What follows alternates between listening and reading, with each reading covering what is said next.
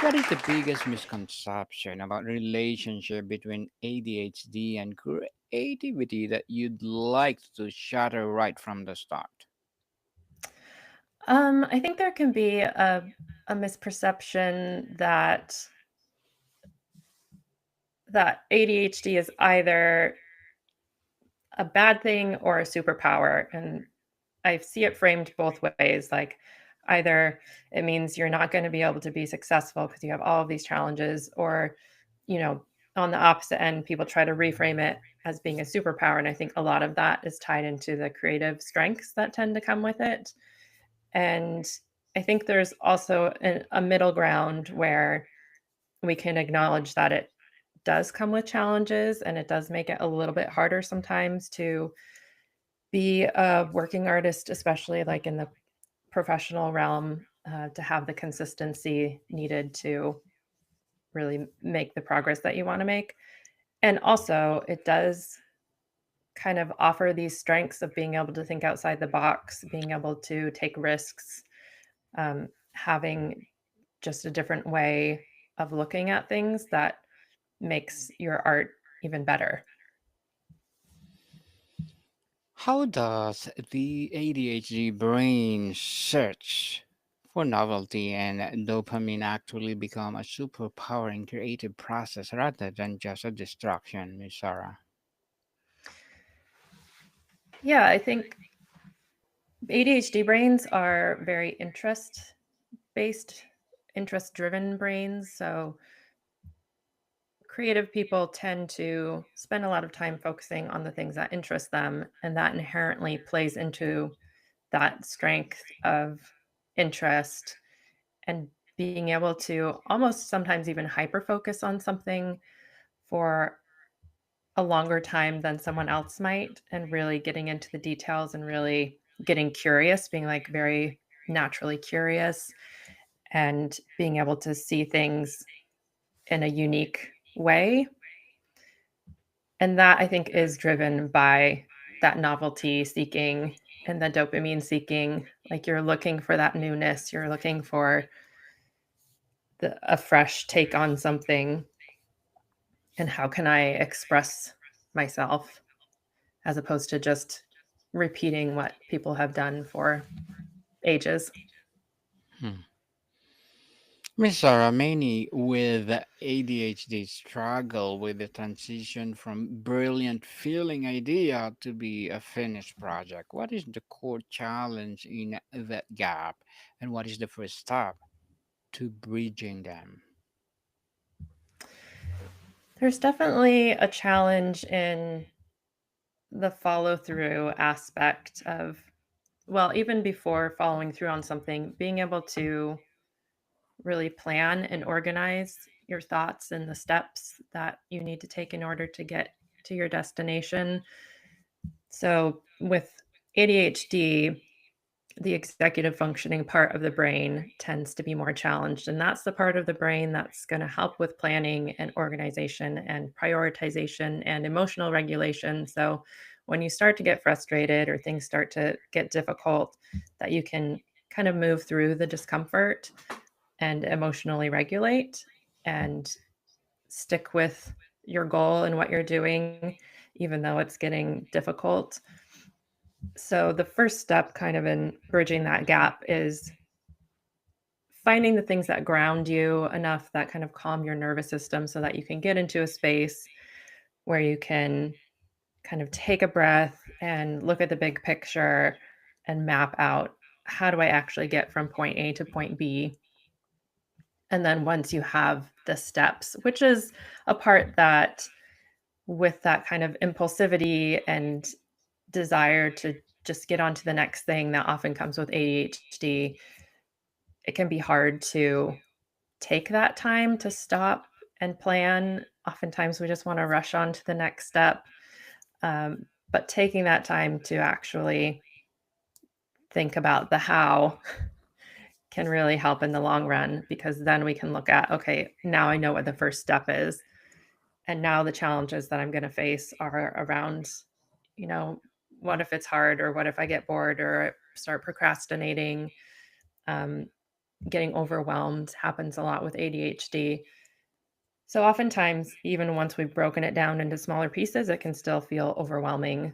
And then we can start to pull in more support systems of like, okay, well, what supports might I need in order to accomplish this first step?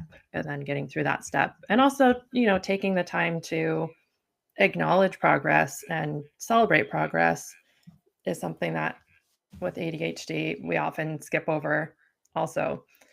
So it's very common to kind of focus on the negative and not take time to really celebrate, oh, I have actually come a long way from where I was, and I just need to keep going, uh, because we're so focused on maybe the thing that we messed up or how far behind we feel like we are. So that's a really important part of getting through that gap also, is acknowledging that progress is happening. Miss Sarah, tell us. We often hear about hyperfocus as a benefit. How can someone intentionally channel it for creative work, and how do they safely pull themselves out from its time to rest? Hmm. Yeah, that's definitely the challenge sometimes with hyper focus, is being able to pull yourself out of it when you need to. Um, Usually getting into it, you know, figuring out the things that help you transition into an activity. And if it's something that interests you and something that engages your attention, it usually you can get yourself into that space. But then sometimes what happens is maybe you don't stop to rest, or you don't stop to take care of physical needs like eating and um, moving and things like that. So it can be helpful to implement a variety of strategies. One is just having some sort of external timekeeper. I have a little timer that's a visual timer. So it kind of shows the countdown. If you set it for 20 minutes, it kind of decreases over time and you can see visually time passing. And since a lot of folks with ADHD have kind of a different relationship to time, some people feel like they have time blindness where it's really hard for them to tell how much time has actually passed. They think it's been 5 minutes, but it's been 50 minutes or the opposite. And so actually having, a visual tracker of time passing can help with reminding us to take breaks and reminding us how long we've actually been focused on something. And then also creating those pauses where you can check in with yourself and see like, "Oh, do I need something right now? Am I hungry? Am I cold?" And I've just been ignoring the fact that I'm cold and I could be putting on a sweater. And then the other part is figuring out how to transition out of something. And what works for a lot of folks is trying to schedule in time to actually transition. So instead of thinking, "Oh, I'm gonna work on this until 5, and then I'm immediately going to get up and start making dinner," planning to wind down from it and kind of come off. Sometimes if there's like a little bit of like a hyper focused dopamine high, like being able to de-escalate that and kind of switch your mind into a different state and building in the time to do that, whether that's 5 minutes or 30 minutes, whatever you need to kind of transition into the next thing. The word routine can feel a prison for ADHD brain. How do refrain? It's a scaffolding or playground that actually enables more freedom and creativity, Miss Sarah. Yeah, I also struggle with Hmm. routines for myself. um, I know there's this love-hate relationship with structure when it comes to ADHD a lot of times. And we recognize that the structure is helpful. And actually, at the end of the day, where we've had some sort of routine, we feel better than the days where we get what we want and have complete freedom, because those are times where, that analysis paralysis and procrastination, we might end up not doing anything on our list, because there's so many decisions that you have to make. And I like to reframe it as looking at what you need personally instead of trying to subscribe to someone else's system of structure, more looking at what are the things that support me. And that's kind of where scaffolding comes in. It's more like what is the support system around you as opposed to like this regimented um, disciplinary schedule. It's more knowing yourself and acknowledging. Sometimes I use the term radical honesty with yourself, really being honest about, when I don't have the structure, I don't feel good. And even though my brain is going to tell me I don't want it, I know from experience that actually I feel better when I have it. And I feel better when I have this maybe specific type of schedule where I have, for me, like I don't time block out everything and say, like, at this time I'm going to do this, at this time I'm going to do that. If I have an appointment, then it will be on my calendar. But for me, what really helps is to identify what are like the top 3 things that I need to get done today or need to get done in this hour for work or whatever it is that you're doing or for your creative project, like the next step. And then trying to fit that into the open chunks of time that I have. And that for me is a good balance of flexibility and structure. But for each person, it's going to be a little bit different in terms of what works for their brain. Hmm. Miss Sarah, what does a truly ADHD friendly creative session look like in a practice? Should it be short, evolve, or involve multiple projects, or always have music?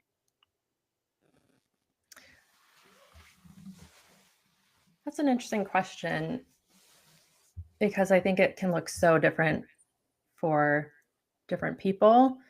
For me, what an ADHD friendly creative practice looks like is one that is tailored to you and to your specific challenges and barriers and strengths. So if you know, like, my struggle is to get started, like, I know I want to sit down and write for an hour. If I can just get myself there, then I don't have a problem doing it. But like getting myself there is kind of where the train goes off the tracks. That's the metaphor I always come back to is like having a train and you know what your destination is. And then we kind of look at where does that train diverge from the tracks? And then at that point, figure out what is the friction there? What is the challenge? And finding the specific kind of unique solution, maybe not even solution, but experiment to try in order to see if you can shift the pattern a little bit. So if it's, I just need to get myself to sit down at my computer so I can write for an hour, strategies like signing up to have a body double, which is when you're kind of co working with someone, either virtually or in person. You might be working on totally different things, but just having that other person present, so to speak, is enough to keep you kind of in your seat, focused on what you're doing.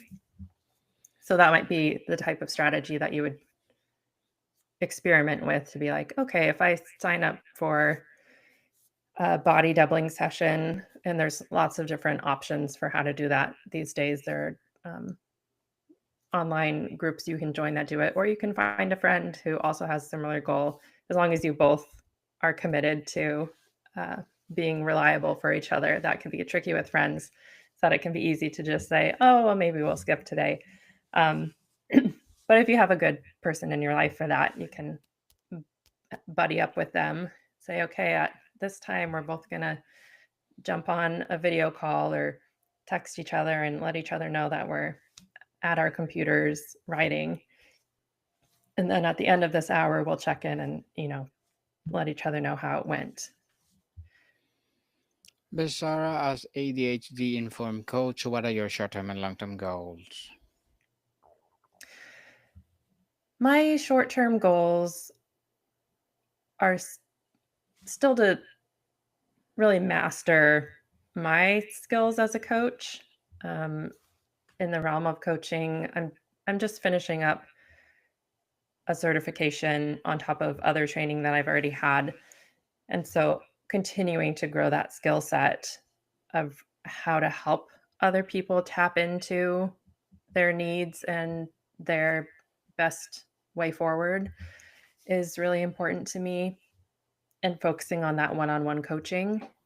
I think there's no substitute for really excuse me, having that individual time with a coach who's just focused on you and supporting you and creating the space where you can get to know yourself better and tap into your own wisdom and kind of clarify your own goals for yourself and what steps you want to take and what things might support you and following through on those steps.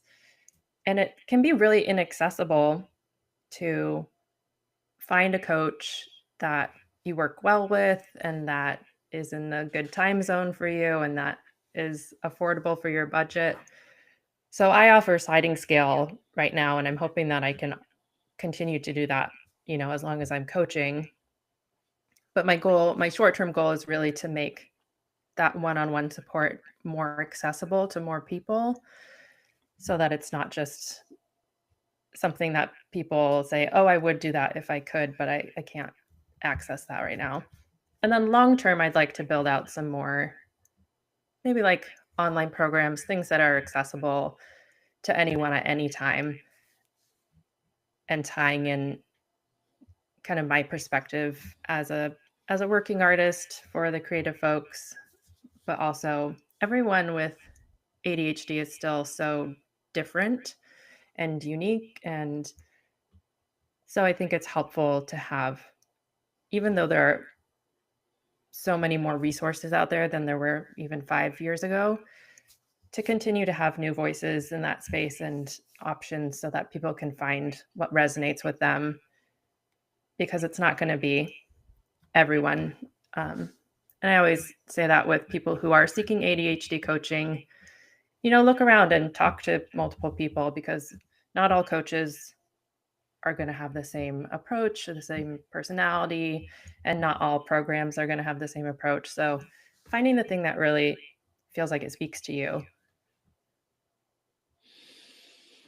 Good luck to your goals, Miss Sarah, and looking forward for more success. And Thank you. what would be your piece of advice for those people out there who want to be a coach like you?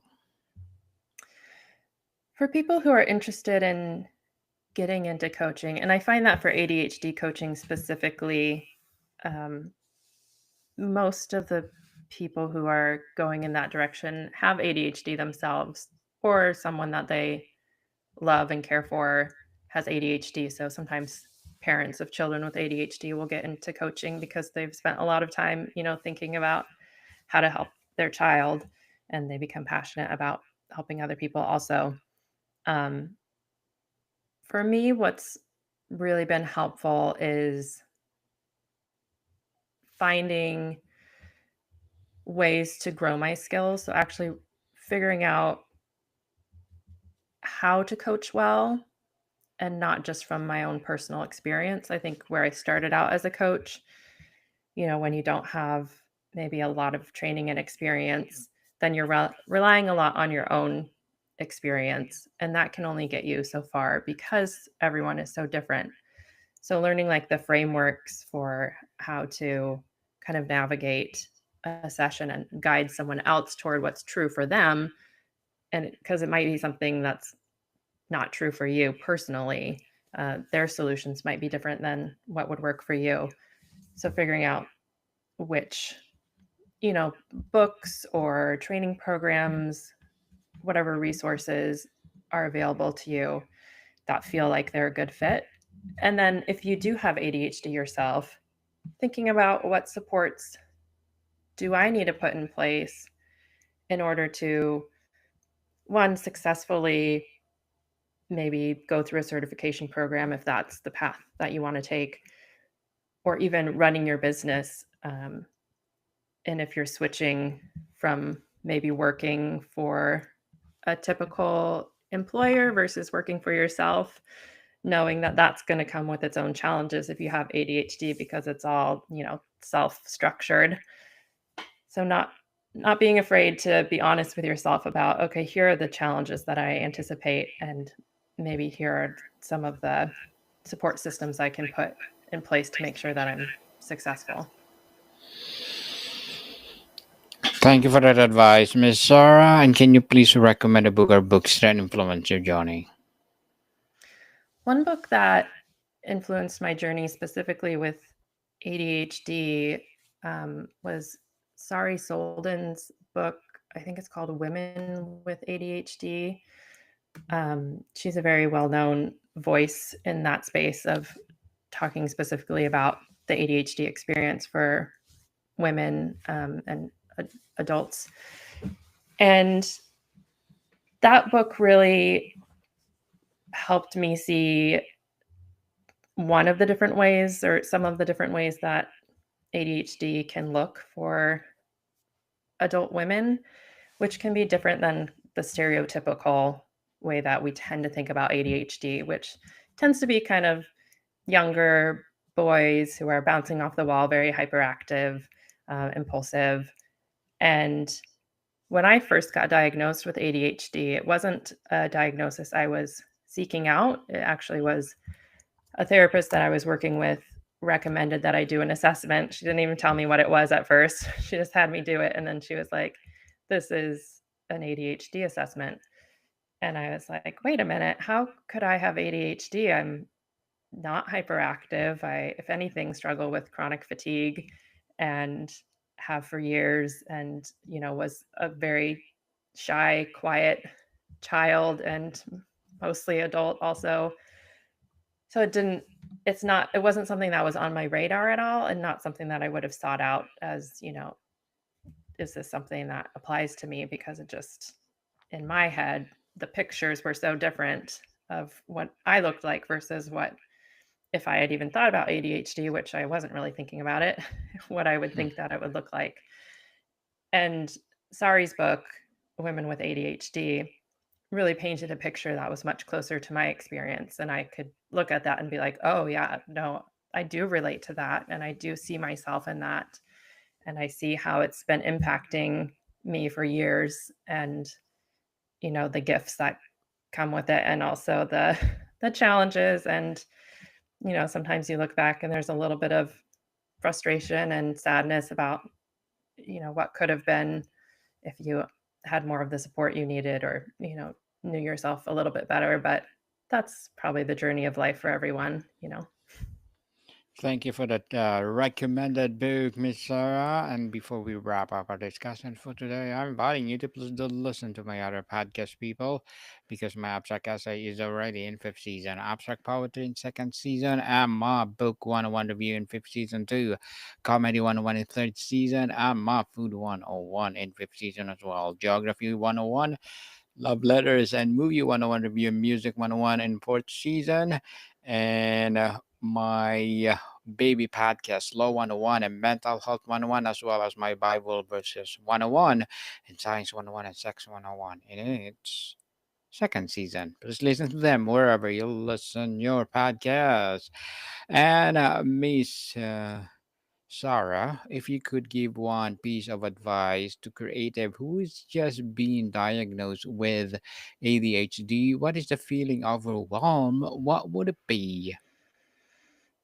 Finding community is probably the recommendation that I would have, is, you know, find other people who get it, who can talk about it with you, or you can, ask for advice about resources that might be helpful, and or find a coach and get kind of a more personalized experience of helping you process what that diagnosis means for you and what you want to do with that information.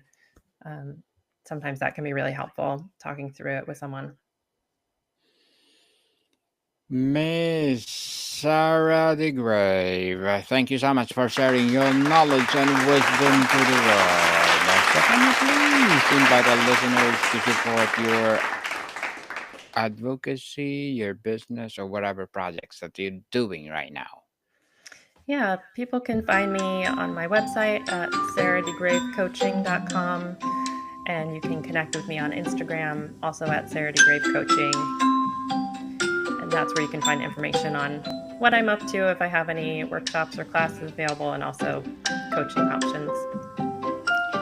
Yes, people support Miss Sarah DeGrave because if you support her, for sure, more and more empowering coaching to come. So, Miss Sarah, thank you so much for your time. Thank you so much for having me. Maricon people, see you soon.